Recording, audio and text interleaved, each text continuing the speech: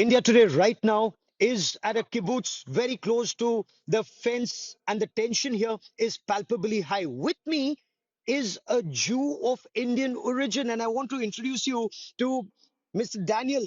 Daniel, Yeah, my name is Captain Alaa Daniels. I'm captain in the Israeli Defense Force on reserves. I flew in from Boston where I do my PhD and to help with my comrades and brothers in arms and sisters to help defend against the Hamas continuing attack. Right now, we're dealing with the damages. We're looking for survivors, any signs of life from abductees, and we're preparing for an offense that would restore some resolution to this conflict with this terror group. Yeah. all of you are very brave. You're fighting an asymmetric war.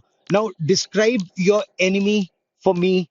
You know, when a soldier goes into battle, you study your enemy well. Describe your enemy to me, sir. Well, they're sophisticated.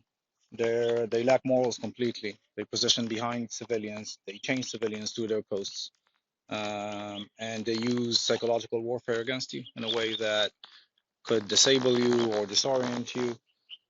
They don't have a lot, but they do what they can with all of it in a way that makes it very difficult for you to maintain your objectives with minimal loss of life. So it's a heavy burden on us, but we need to do it. It is a very heavy burden on you. And is this an unequal battle as far as you're concerned? Because this is asymmetric warfare. You don't know where the enemy could be hiding, especially when you have to go in. He could be hiding behind civilians and he could be targeted. As we hear this Yeah, artillery go off. yeah. It's asymmetric warfare at its finest, but it's also, we have civilians over there.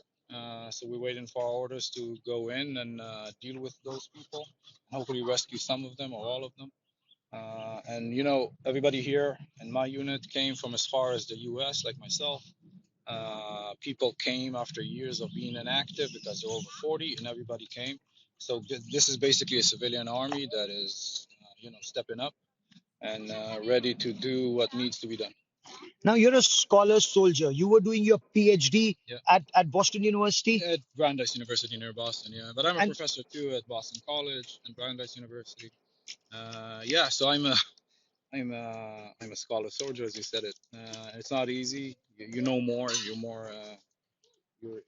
You have more experience on you, but it serves me better.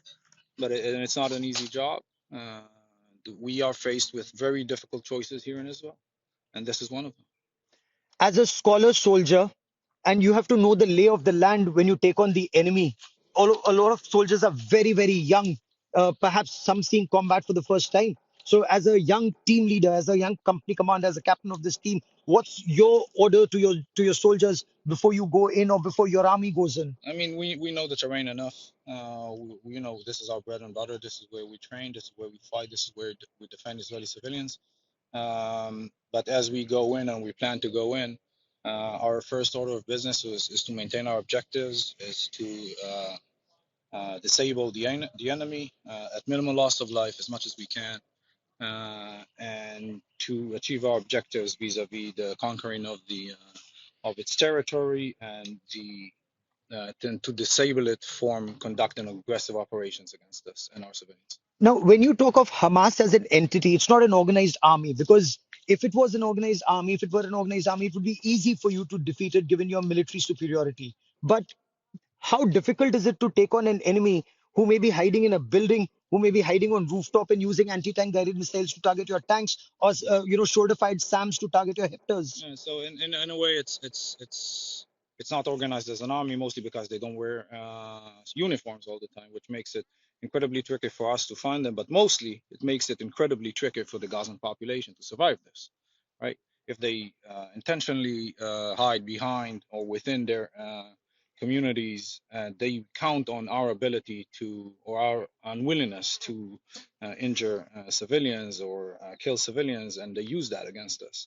And we're going to go in at the end of this, I think, and this is going to cost a lot to the Gazan population and civilians that are mostly, uninvolved, and they have their own government to blame, which is quasi, a terrorist organization. Yeah. I think I'm done here. I need to go back to my unit. But Thank you so much. for a moment, and tell me about your Indian roots. Yeah. So Tell me about your Indian yeah, roots. my father is from Bnei Israel in Bombay. My mom Amchi is, Mumbai. yeah, Mumbai. And you speak Marathi? No, my dad speaks Marathi though in Hindi. And my mom is from Rangoon, Baghdadi Jews, so also from Mumbai, way down the line. They immigrated to Israel in 68 and 71 as young kids. And I was born here in 86. And it's my pleasure to talk to you, sir. Thank you so much. Thank you very much. Captain Daniels, wish you all the best and stay safe. Thank you so much, Stay sir. safe. Thank you.